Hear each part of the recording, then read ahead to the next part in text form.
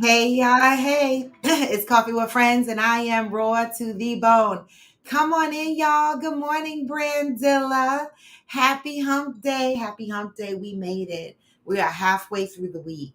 This week is going slow for me. It really is. But that's because I'm being a brat right now. One, because my boo is on vacation and I miss him. And number two is because I'm so excited about what the next couple of weeks are going to bring us. All right. I'm so excited about Friendsgiving. I can't even contain myself. I can't. The unfortunate thing though is that, baby, my back is out. I don't know what it is. It's like once you have a bad back, once I had a car accident in 2016, any little thing I do, my back goes out. Today is my sciatica nerve. So I got out of bed yesterday, and soon as I stepped out of bed to stand up, my right leg buckled. I felt the pain come from my lower back shoot all the way down my leg. I knew right away that was my sciatica nerve. And so I've been catering to it for since yesterday. I have been wearing, I can't find my back brace, but I've been wearing my waist trainer just to give my back some stability. Okay. And it does help. And I also got up and I couldn't ride my bike because my leg is weak. But I did get up and still do my yoga exercises. I know some people say you shouldn't stretch when you are sore, when you're in pain, but I felt like my body was tight. I feel like I needed to stretch to loosen the muscle. And so I did that.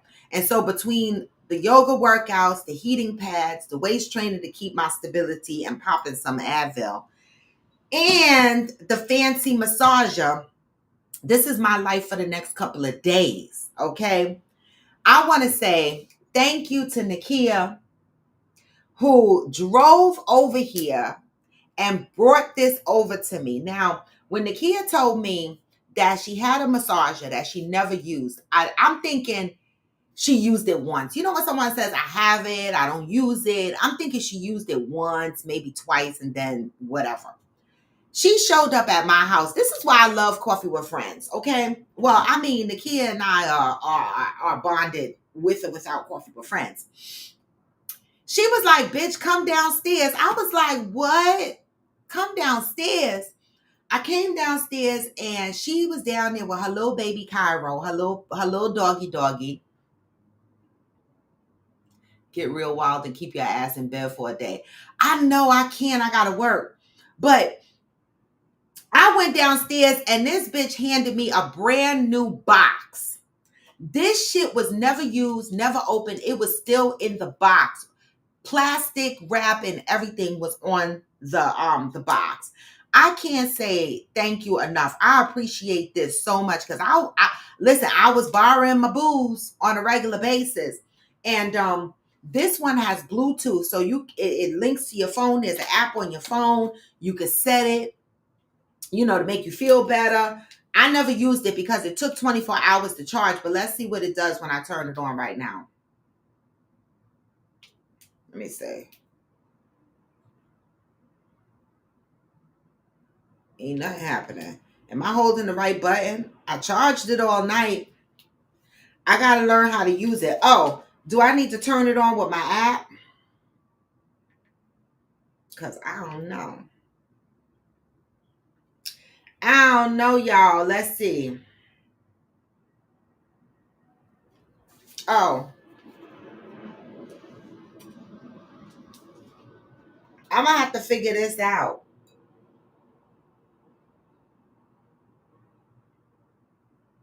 Because it say turn on your device. And I don't know how to turn it on.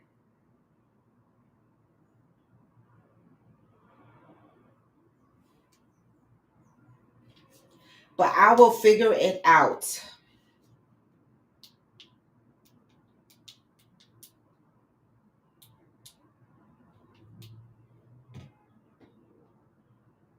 I'll figure it out. I don't know. I charged the shit. And it's just not on.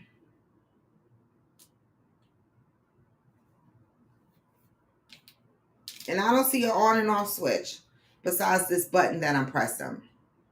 All right, put it to the side for now. Put it to the side for now. Okay, put it to the side for now. We're just gonna rest it down. Thank you, Brandilla. Good morning, Johnny Leon Hill. Good morning. Good morning. So today is October 23rd. And of course, I have a video to play for y'all. You know, Hump Day used to be Question and Opinions Day. So we're just going to go with that today. Questions and Opinion. I'm going to play a video for you guys that Debbie or Fancy sent to me in the inbox. And it's real interesting. You know, a lot of times, you know, we are expected to extend ourselves to families because of guilt, or, you know, maybe we feel guilty to help family members out. But sometimes helping family members out can impact your relationship. So we're going to get into that. All right. But let's get into reading the positive vibes of the day. Today is October 23rd, and life does not have to be hard. That's what it says. Now, a lot of us wake up and we think about our day and we're like, oh my God, life is so hard, right? But this says life does not have to be hard. So let's get into what Iyanla Vanzant is saying in the book of Until Today. October 23rd. I will realize my own worth when I accept life does not have to be hard. When we are not clear that we are worthy, back to being worthy, because October is the month of worthiness. And the one key thing that we need to understand is that we are worthy. It does not mean we are perfect. It just means we are worthy. Okay? Worthwhile, it says, when we are not clear that we are worthy, worthwhile and valuable beings, we believe that life must be hard. This belief will bring into your experience difficult situations that you will have to fight your way through. On the other end of the fight, you can sit back and marvel at what you have done. You have bragging rights about what you have been through and come through. You are a fighter. It may be difficult for you to understand that you are creating these situations to support the subconscious belief that you do not deserve to live a joy-filled or peaceful life. Just because you can take a punch does not mean you must make yourself a punching bag. Let me tell you, I need to read that sentence again, okay? Because I lived my life for so long being a punching bag, not on purpose, but I took a lot of hits for a lot of things, thinking that if I took the hits, then it would cause less stress on somebody else. But this says just because you could take a punch does not mean you must make yourself a punching bag, okay? That's a message. When we learn how to duck and dodge the punches life sends our way, this process of living can become an exhausting habit. There are people who are in the habit of living hard lives. When you expect to be punched and you're always looking for the fist, it comes again and again. You know, people that say, oh, my life is hard. Nothing positive ever happens. Always, this negative shit always happens to me. That's because you're expecting the punch. And so when you're expecting it and when you're looking for it, this says, guess what? It's going to show the fuck up. Okay?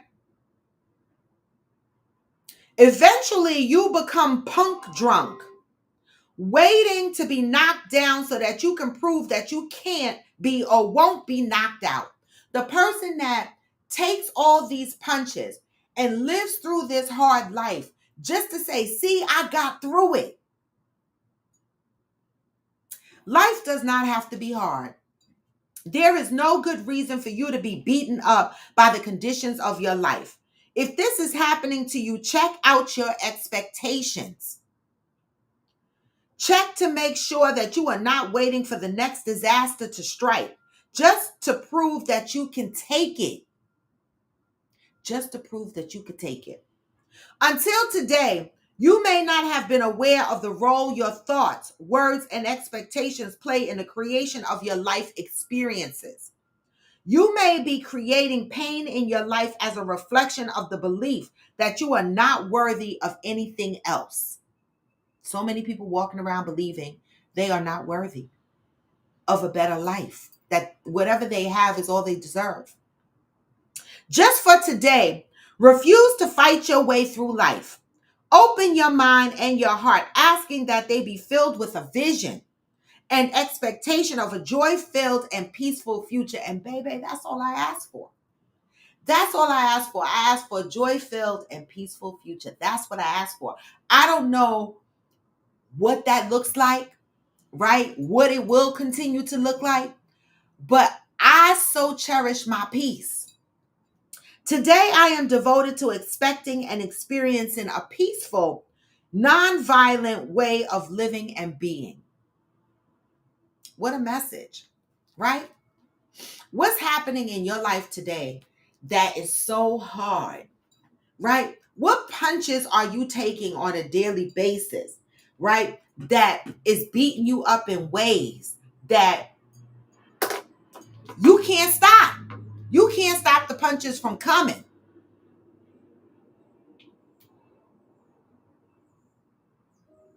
I had to stop them. And when I did that, my life changed. And people, even some people, considered me to be selfish, right? And I was like, how can I be selfish? What's happening here? How can I be selfish when I'm putting myself first? Like, what is happening? To me, my system slowed down. Y'all can hear me? Okay, because my system kind of slowed down and froze for a minute.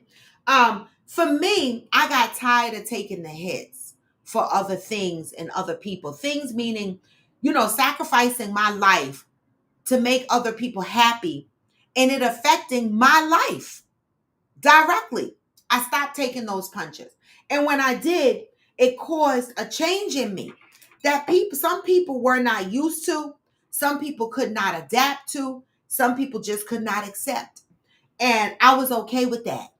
Okay? Because I don't have to take punches that I don't have to take them. I'm ducking and dodging right now. That's our message for October 23rd. But I have a video to play for y'all.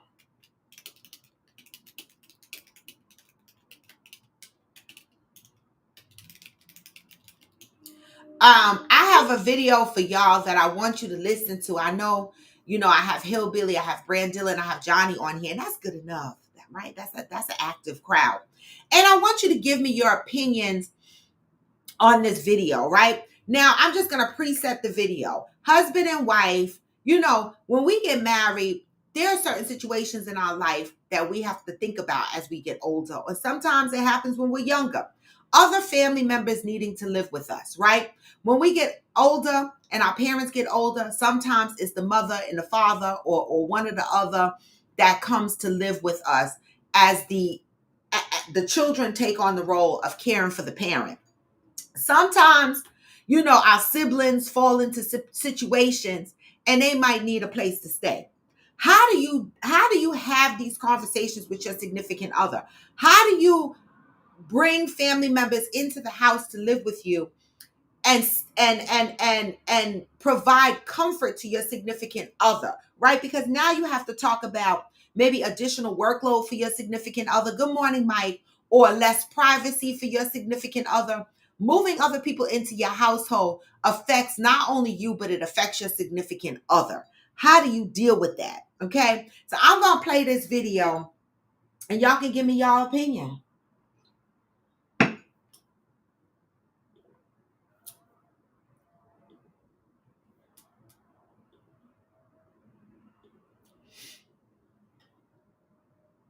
Wait, let me see something. Okay, let's see.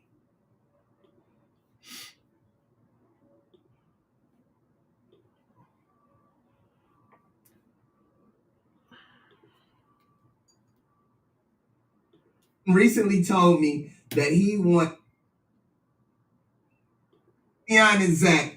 My husband recently told me that he wants his older brother, who just got out of prison, to move into our basement. Here's a bit of the backstory. CMB. Years ago, my husband and his older brother were involved in some illegal activity. His brother ended up taking the fall, and although they both were involved, my husband didn't get caught. His brother served time and never snitched, which made my husband feel indebted to him. P.O.P. Hold it down. Now that his brother is out, my husband feels like he owes him a place to stay, at least until he can get back on his feet. While I understand the loyalty my husband feels, I have major concerns about this. We have 2 young sons, and I'm worried about his brother. I'm worried about the influence that his brother could have on them. I don't know him that well, but what I do know makes me uneasy. I tried to express my feelings to my husband, but he's torn between wanting to support me and feeling some deep obligation to his brother. What should I do? CMB. Let's get it. Dear Leon and Zach, my husband recently told me that he wants his older brother, who just got out of prison, to move into our basement. Here's a bit of the backstory. CMB. Years ago, my husband and his older brother were involved in some illegal activity. His brother ended up taking the fall, and although they both were involved, my husband didn't get caught. His brother served time and never snitched, which made my husband feel indebted to him. P.O.P. Hold it down. Now that his brother is out, my husband feels like he owes him a place to stay, at least until he can get back on his feet. While I understand the loyalty my husband feels, I have major concerns about this. We have 2 young sons, and I'm worried about his brother. I'm worried about the influence that his brother could have on them. I don't know him that well, but what I do know makes me uneasy. I tried to express my feelings to my husband, but he's torn between wanting to support me and feeling some deep obligation to his brother. What should I do? CMB. Let's get it. Dear Leon and Zach. My husband. So, what would y'all do? Good morning, Damaris. Oh, Hillbilly, that's a good one. I like that, Hillbilly. My wife and I sat down and made a list of will and won't. That's a good one. So you already know what you both are willing to accept and what you both are not willing to accept. That's a good one. What do you think about the video? What would be your advice to this woman whose husband wants to move his brother into the house after he got out of jail, mainly out of guilt and appreciation for the fact that his brother took the charges, right? When they both went down, when they both committed the crime, it seems together, but the lady's husband got off and the brother did the time. What would be your advice to this young woman? Hillbilly said if it wasn't for that brother keeping his mouth shut, she wouldn't have a husband. Come on with it. Come on with it. Brandilla said, I would have concerns about what the brother will bring around the sons. Hopefully he's reformed. They didn't say what he went to jail for, right, Damaris? But what happened was him and the brother both committed the crime together. They both committed the crime together. Keep that in mind. So you married one, right, who got away with the crime. It doesn't mean he's not guilty. He got away with the crime because the brother kept his mouth shut and took all the charges. So for me, when you say I don't trust the brother, how the fuck you trust your husband? They did the same crime. I don't know. Because right away we go, I have concern for the kids, but your husband did the same crime. Right? That's the part that I'm stuck on. Like this reminds me of how we look at people in jail and we be like, you a thief and they jailbirds. But meanwhile, as soon as we get a hookup on something, we paying a thief for a hookup on an item that we want, right? They okay with us as long as they free thieves, right? But in this particular case, both brothers committed a crime. Both of them, the same crime. One brother took the hit. One brother went on and got married and had kids.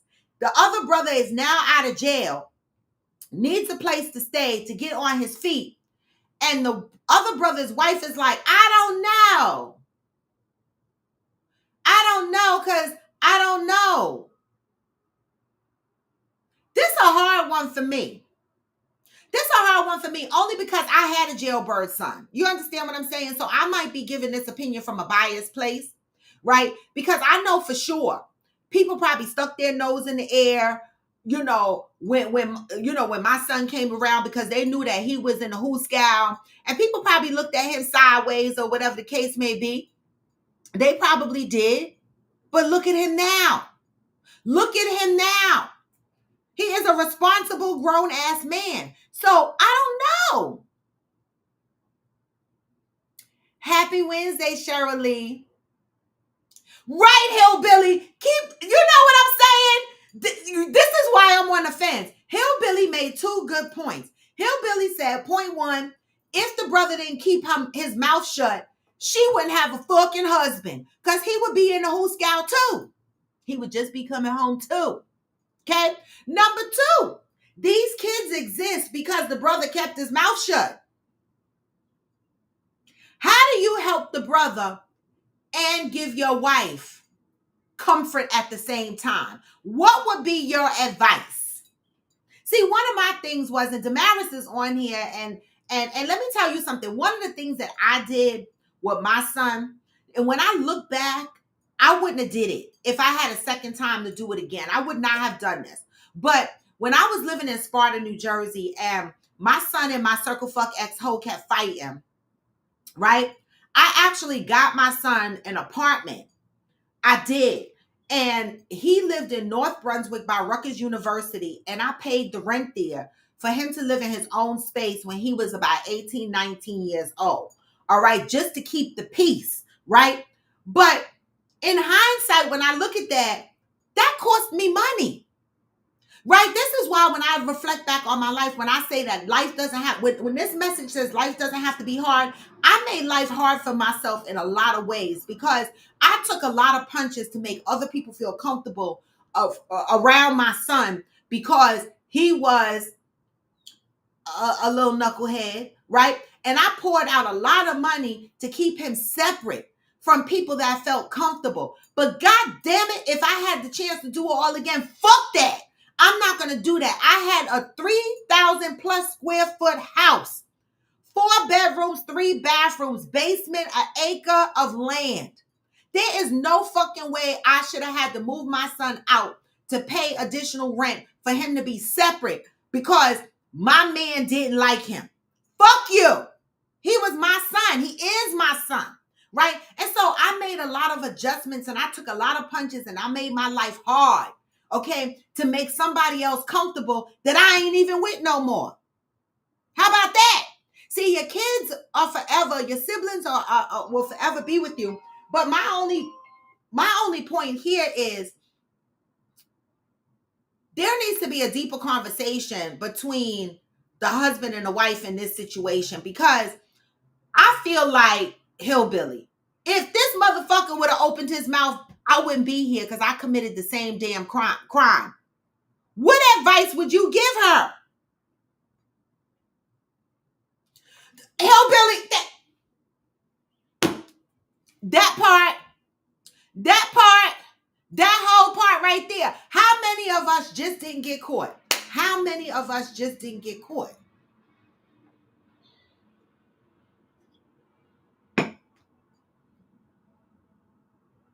Now, I remember one Halloween, don't judge me, and my cousin, she listens to the show, right? Because yes, she texted me this morning asking what happened to Nut Nut. See, a lot of people listen to the show after.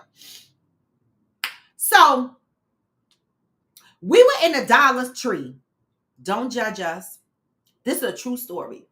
That's why, Hillbilly, when you said how many of us didn't get caught, we were in the Dollar Tree and we were preparing for Halloween event at my house. I used to decorate my house. We used to dress up in costumes. We used to do themed events at my house.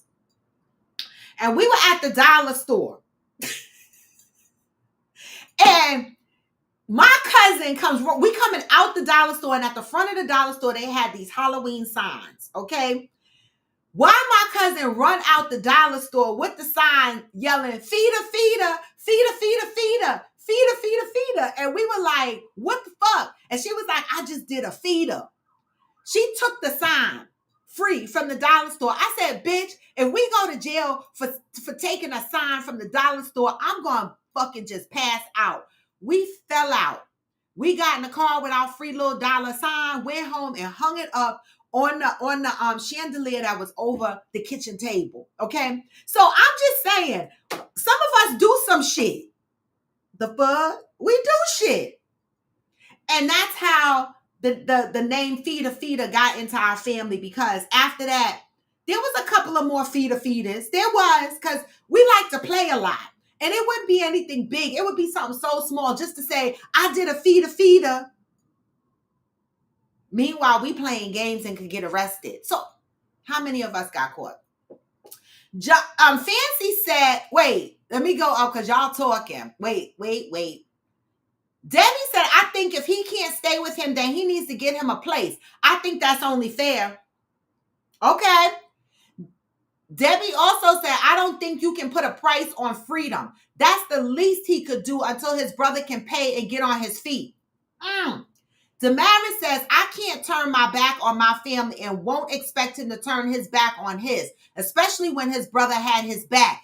That part, that whole motherfucking part, okay? That's the part. Like, how could you tell your brother you can't stay here? Nigga, I stayed in jail for you, for us. Fancy said, I don't think it matters what he done because the dad did it too. So he is around them boys. He needs to help that man in any way that he can regarding lodging. That's the part. When people say, I don't know, when she said, I'm concerned for my sons. Bitch, don't you realize your husband that you lay with did the same crime? What are we saying? Hillbilly said, yes, Hillbilly, you talking my language. Bitch, don't even try. That's my brother. That's what I'm talking about. You see, some people don't want to join my show no more because I cuss. And look at y'all motherfuckers. Y'all cuss too. Bitch, don't even try. That's my brother. Listen, one time my brother had to stay with me. And I told y'all this story before. Okay. And I was married to my husband. And my brother is like, now he's a hood hillbilly, but he used to just be a hood gangster before. And one night he came into the house real late, and he was on probation, so he was supposed to be in the house by midnight, but he came in the house like 2, 3 o'clock. I don't know, some weird hours in the morning. And here go my husband thinking he gonna have some control over my brother, right? Now I'm gonna put it out there right now. As soon as I said my brother had to live with me, my husband didn't give me no problems. He was like, whatever, right? But when my husband went to my brother and was like, where have you been? You know, you have a curfew to be in the house at 12. I immediately, when my husband got up, I got up too, because I know my brother is crazy. And so I followed my husband. And when my husband said something to my brother turned around real slow. And I was like, oh my God, this nigga crazy. He turned around real slow. And my brother looked at me. He didn't even look at my husband. He looked at me and he said, you better get your husband. And I gathered my husband. I was like, come on, let's just go to bed. Don't worry about this. Because I was like, I'm tired. It's late and I can't. Right. And so sometimes it get rough. But the one thing I will do, even though my ex-husband was a cheater and a liar, he never, ever, ever, never, ever made me feel some kind of way about my son and about my brother. I don't give a damn how many problems showed up in that house what I had to deal with, how many times I was in the courthouse for my brother, because at that time my son was young, so he wasn't Hooskow ready yet.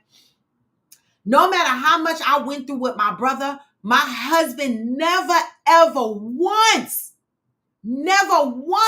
said anything negative. Never once gave me an ultimatum that I had to get rid of my brother. Never once made me feel bad because I was in this situation. Never once. And then I ended up with Circle Fuck Ex-Ho, who made me feel like the worst mother in the world. Right? So I know what it's like to have family members live amongst, when you have to have your kids or your family members live in the same household with someone who's not related.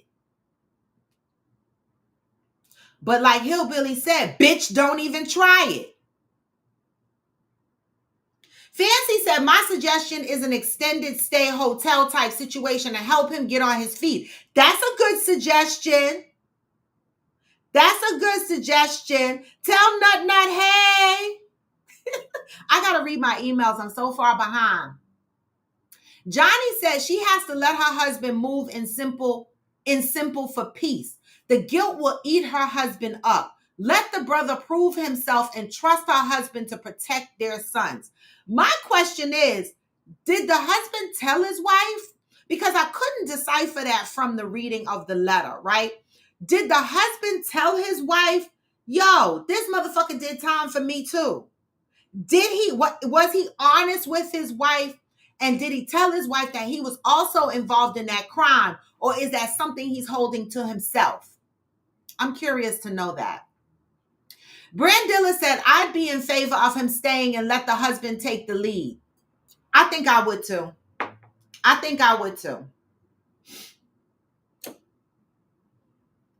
She is going to, Fancy said Hillbilly right. She is going to have to chill.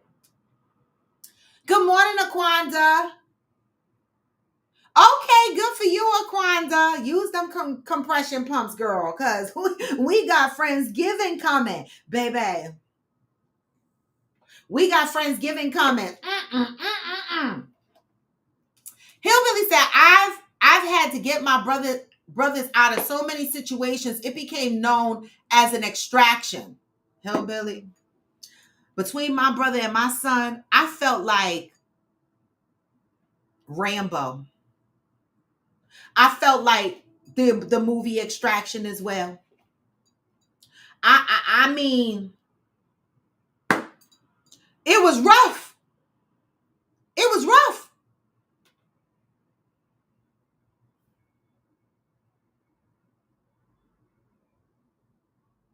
Cheryl Lee said, at Johnny, what is she saying about her trust in her husband? Ooh, Cheryl. Wait a minute. Cheryl Lee done came on here with a question that is down in the darkest deep of the fucking sea. What is she saying about her trust in her husband? Somebody answer that. Somebody answer that, please.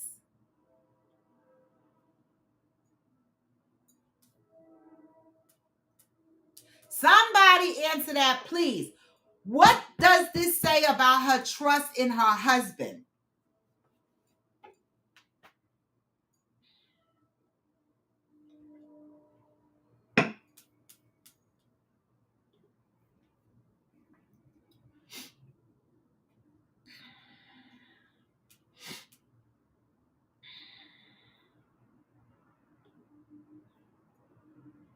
That's a good question. That is a really good question. What does it say about her trust in her husband? That's a good one, y'all. That's a good one. Debbie, you know, Debbie is funny because, listen, wait. So I'm going to switch gears and talk about Friendsgiving for a minute because, you know, things are going to be a little bit different this time because Debbie put her foot down. She put her foot down this year on us, y'all. She put her foot on our necks. So I just got to make an announcement because, you know, I feel like I live in Houston a little bit, right? And as these events get bigger and bigger, I don't be thinking where people going to stay. when they get to Houston, right? I just be like, we got the house in Galveston, but people flying in early. Now, Damaris and Donovan, they got their residence where they're staying. And they even said, Damaris was like, listen, you can stay with us. You can stay in Fifth Ward. You can stay wherever. I'm staying in Fifth Ward because that's where all the activities are. And that's where I do all my planning. So I will be staying at Debbie's house, okay? But I will be going over to Miss Jo Field's house to visit her because I miss her and she threatened me. Okay. She said, don't bring your ass to Houston. Now, if I get there and I get drunk, fucking around with Donovan and Damaris, then I might stay there. It all depends. But I just love going to Houston because I feel like that's my second home. And not only that, y'all, my homegirl Frenchie moved to Houston. And now my homegirl Stacy is moving to Houston. She got a place. Where did she say? Kenilworth or Kenworth? I forget where it's at. But she got this badass apartment in Houston, y'all. She's retiring from corrections. In December, she already has paid her security deposit and her first month's rent for her place in Houston. And she's already asked me, y'all know Stacy, Ghost knows Stacy, Fancy. Y'all heard me talk about her, Debbie. She joins the show occasionally. And so this is going to become even more exciting because when she gets down there in December, right, I'm going to have to turn around and come back to Houston at some point because I'm dragging Fancy, Debbie, every the fuck body, and we're going over to Stacy house and we're going to jam it up, a big old shindig, and help her fucking decorate. Okay? So I'm so excited for all these people that are migrating to Houston. It gives me, listen, I know now that I got a place to live. Okay? That's all I'm saying. I got options. In case, my job don't want me and my man don't want me. I got options. All right, so back to what does this say? Good morning, mother. What does this say about the level of trust she has in her husband? Debbie said, it sounds like she don't trust him either. I didn't think about that. That runs deep, it appears. Right. That was a good question. Shirley always come in here with these deep-ass questions. This is what we got to look forward to on Friendsgiving. Yes, mama, tell them. Only 2 thumbs up and there's 8 people in here. What's up? What is up? Get it together. All right, y'all. So we read the positive vibe today. I played the video today. Now I'm going to shift gears to Friendsgiving. All right. So there's a couple of, I said every year is going to be different in Friendsgiving. The first reminder I want to do, since I have some people on here, is I'm going to fucking share the screen because I don't want no confusion, okay? None.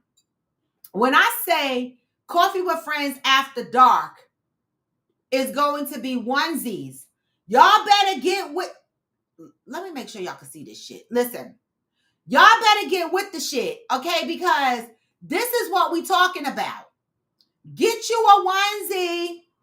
Get you a onesie. Okay? This is how we're going to be rocking out on Coffee with Friends After Dark. All right? So get you something. Go to Buc-ee's. Get y'all a onesie. The females and the men. You see, this is a whole man in this costume. All right? This a whole damn man in this costume. Well, in a onesie. So get you some onesies. Look, y'all can even be the 3 little motherfucking pigs. I don't care what y'all. Oh, this is T-Mo. I don't care what y'all do. But get y'all some onesies, okay? Be creative. Oh, this is a cute one. Moose Caboose. That's a cute one. All right. So for Coffee with Friends After Dark, we are doing onesies, and anybody that breaks the rules, there will be penalties, right? So I don't want to hear none of the guys come in there talk about, I didn't wear onesie. I don't want to wear onesie. I cannot wear onesie. There will be a penalty if you come there on Friday night for Coffee with Friends After Dark and you do not have a onesie on, fellas. Because the ladies, I know they're going to participate. But the fellas, y'all try to act like y'all too cute to have some fucking fun, okay? We are going to have fun. We're going to be loose with this. Coffee with Friends After Dark is onesie night.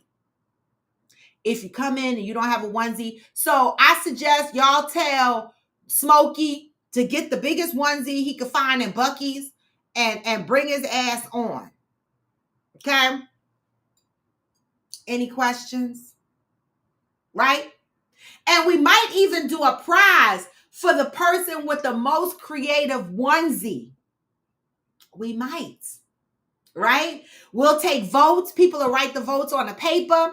They'll throw it, we'll throw it in a thing and we'll read the votes. And whoever got the most votes on their onesie can win a prize. Okay?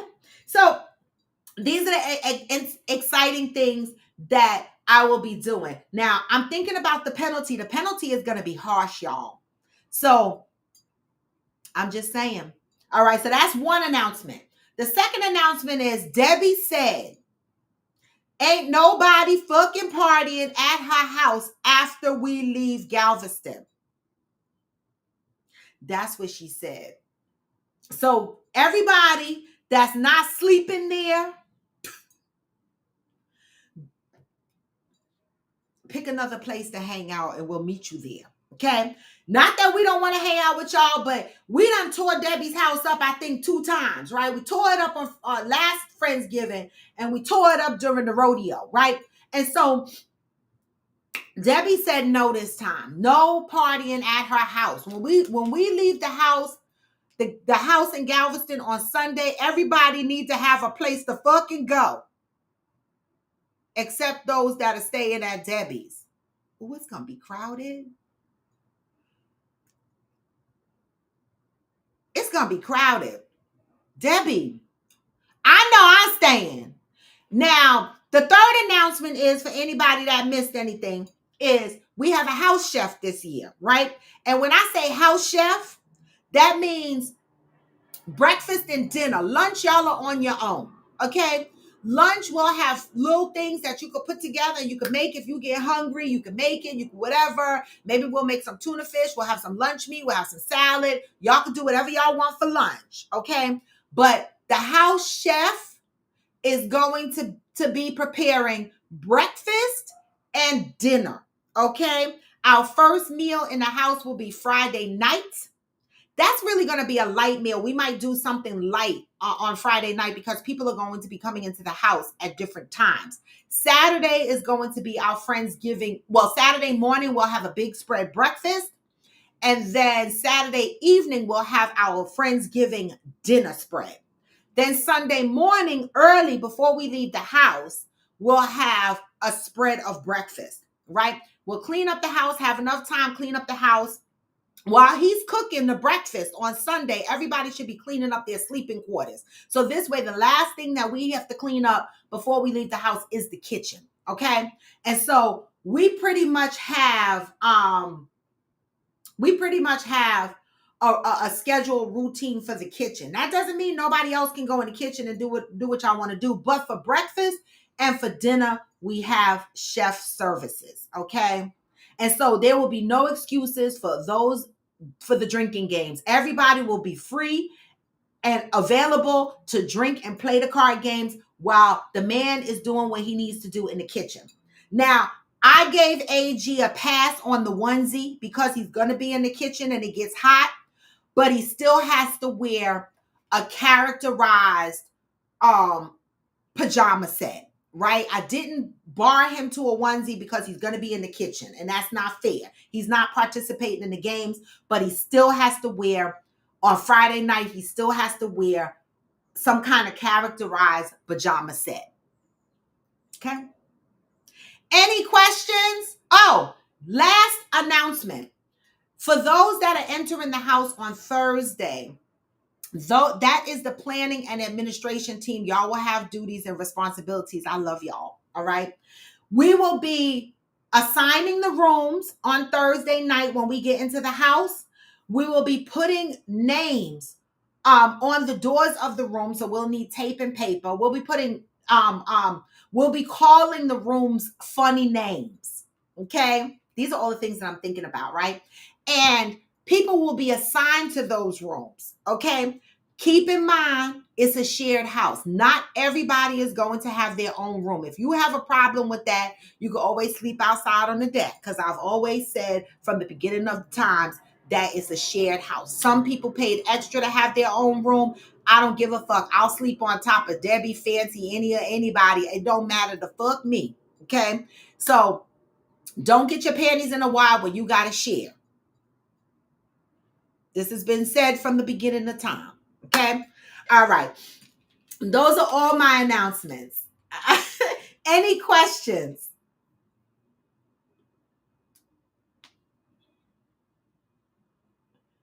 Okay? Any questions? Okay? All right, so with that, y'all, I'm going to bid y'all a farewell. I know I didn't play my song coming in, but I'm going to play it going out because you know what I say. No matter how low, you can still do what? Oh, did I? Or even when you feel low. Even when you feel low, you can still go. And you can. Even when you feel slow, you can still go. Yep. Even when there's no hope, you can still go. I never answer to no, man, I still go. Hey, this is Coffee with Friends, and I am Roar to D-Bone. Come back tomorrow, y'all. Move with peace and love and get this message on the way out. Hey! Go. Hustle hard. Hustle every single day. I'll be making moves. Still I'm buried in my grave. To the system, I don't wanna be a slave. I've been doing shit my way, or the highway. Damaris, good question. Anytime you want. Everybody can come on Friday. Anytime they want. We'll be there. Anything you want, anything you need. Your mind's got the key ingredient, it's belief. They receive with the negativity, but I just slide right by that energy. Even when you feel low, you can still go. Even when you feel slow, you can still go. Even when there's no hope, you can still go. I never answer to no, man, I still go. Peace, y'all. Let me pause this song real quick and answer Damaris' question. Friday, you could come anytime Friday. Anytime Friday, you could come to the house. We'll already be in the house on Thursday. That's why I said Friday. People are going to be coming in at various times based on how their flight lands or whatever the case may be. So Damaris, come at any time. All right. The earlier the better because, get your money's worth, boo. Get your money's worth. All right. Everyone, yes, mother. Everyone have a blessed day. And with that, y'all, I am out. All right. Peace until tomorrow.